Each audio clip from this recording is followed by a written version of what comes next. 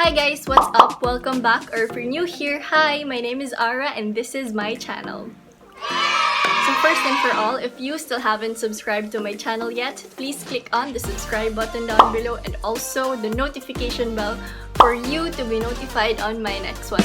So, click. So anyway, for today's video guys is, as you can see on the title below, is I will share with you how I finally got rid of my back acne. Ever since I was in first year college, I started to grow some acne on my back. In my case guys, I'm not really like prone to growing acne on my face, but it's all on my back. Because there's this time when I started growing like pimples on my face, I prayed to God na, God, sana itago mo na lang ang pimples ko, sana ilagay mo na lang sa puwet ko or sa likod ko lahat. And then, guys, this is proof that God really answers prayers. Ever since then, like, I'm not joking ha, ever since then, I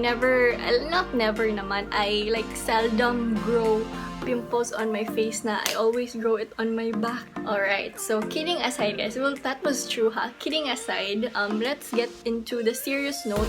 Back acne kasi guys is the result of clogged pores containing oil, dead skin cells, and bacteria. If you're watching this video because you feel insecure, you feel like uncomfortable of wearing backless, sleeveless tops, and shoulder tops, I feel you guys. But I just want to say na if it like lowers your self-esteem, it's normal. Acne on your back is normal and it's not gonna be forever. Like, I've been there. Like, there's a lot of times in my life na I wanna wear this but I can't because of my back acne. It's not gonna be permanent naman eh. So anyway, don't be sad now because I will teach the tips and tricks that I've been doing on my back to completely like remove my acne. So before anything else, here's my before picture of my back. So as you can see, there's a lot of dark spots, red spots, and acne, and here is now the after. So as you can see, like it's completely gone na. So here's the first steps or tips na you can do to lessen or completely remove your back acne.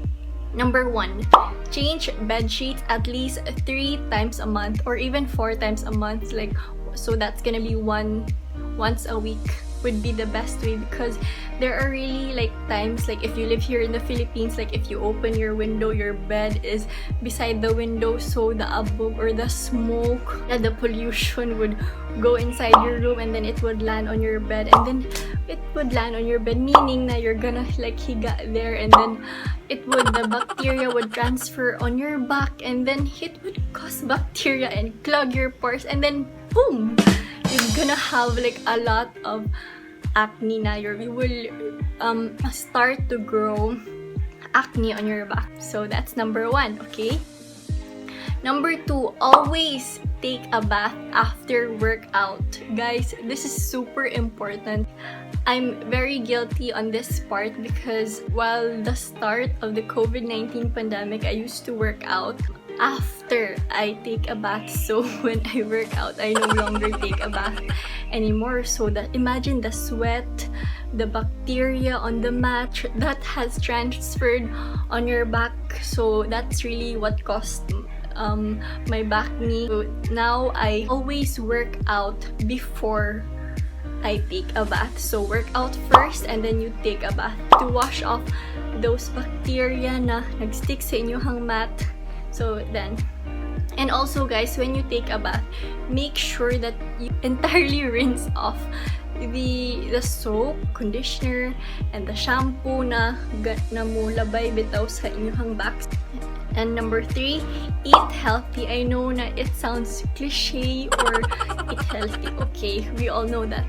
Because guys, you are what you eat, diba? So I'm not gonna further talk about that. Number 4, keep hair off your back as much as possible. as we all know, like, our hair all over the place, diba? So, as much as possible, guys, if you're just at home and you're wearing sleeveless pambahay, as much as possible, you tie your hair so that the bacteria coming from your hair is not gonna transfer. Alright, so now, guys, we are going to proceed to the products or the DIY scrub na I use, because you can just find this at home, like go to your kitchen and you're gonna see these. So guys, 2 organic products that I used yun on my back is calamansi or lemon. Pero in my case, I just used calamansi. I've used lemon once lang, but then we ran out of lemon, and then when I was going to the grocery store, I noticed na lemon is expensive. Pero if you are on a budget like me, just use calamansi. I think it works the same. Calamansi, and then you mix it with sugar. So I'm gonna show it to you, ha. What you're gonna do is, this sugar, I'm using the brown sugar, so it's medyo marami na to. Just use 1 tablespoon of sugar, guys, so that will serve as your scrub. In my case, I'm using brown sugar. I'm not sure if the like white sugar works just as well, but in my case, guys, I'm using brown sugar because that's the sugar now we have here at home. So just 1 teaspoon.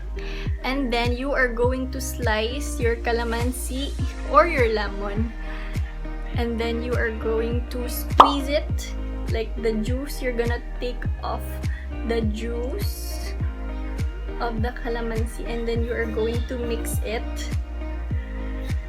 and then mix it thoroughly to make like a paste-like siya. After you make the paste-like of your scrub, do not throw this one, because this is what you are going to use to scrub it on your back.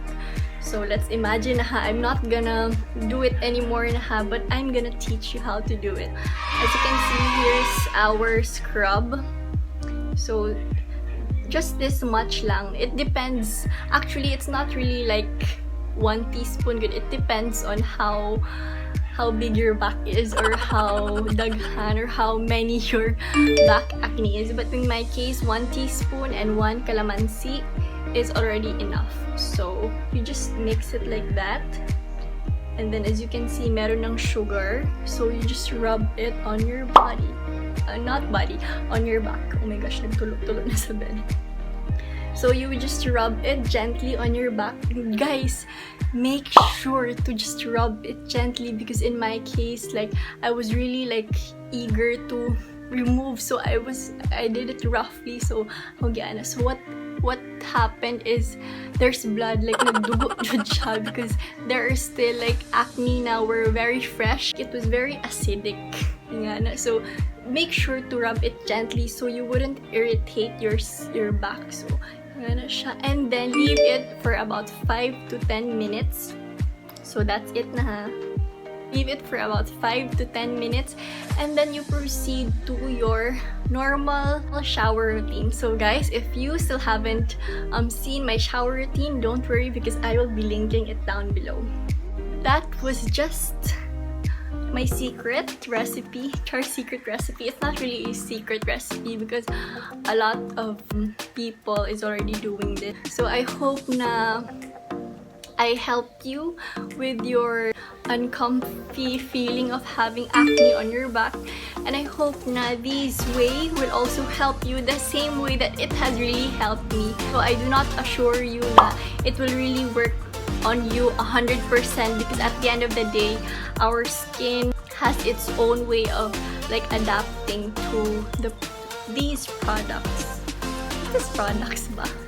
With this, I would like to remind you all, like, if you feel insecure, or if like your back acne has lowered your self-esteem, don't worry, because each and every one of us has our own insecurities in life. It's just a matter of how we cope up, or how we respond to that insecurity. At the end of the day, pimples are normal. Back acne is normal. Don't worry, guys. Back acne is temporary. It will come and go. So anyway, I hope na I really helped you. Thank you, guys, and I'll see you on my next one.